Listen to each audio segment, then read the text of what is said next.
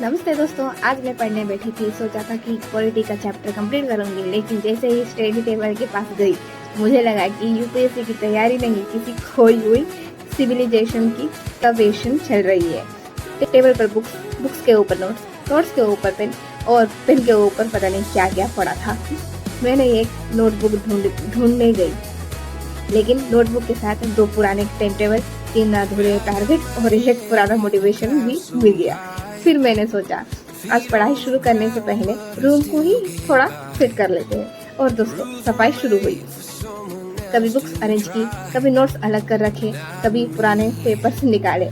सफाई करते करते मुझे एहसास हुआ कि सिर्फ रूम ही नहीं, मेरा माइंड भी कितना क्लटर्ड हो गया था।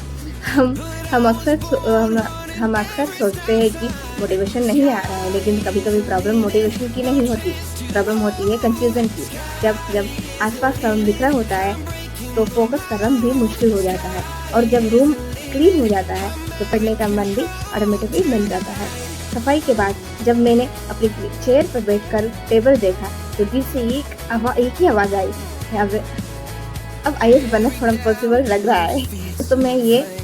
दोस्तों मैं ये नहीं कह रही कि सिर्फ रूम क्लीन करने से सिलेक्शन हो जाता है, लेकिन एक बात जरूरी है, छोटी छोटी अच्छी आदतें बड़े सपनों के रास्ता बन जाती है।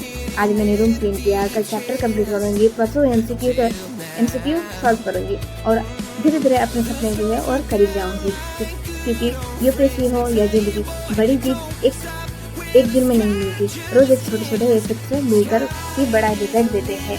अब जो स्टेट क्लीन रहता है, या मेरे जैसा ही, समझ गए आप लोग वही बात है। बताइए, कमेंट में जरूर बताना। और अगर आप भी अपने सपने के लिए मेहनत कर रहे हैं तो चैनल को सपोर्ट जरूर करना। Thank you. यूपीएससी सफल with Pinku. Thank you guys.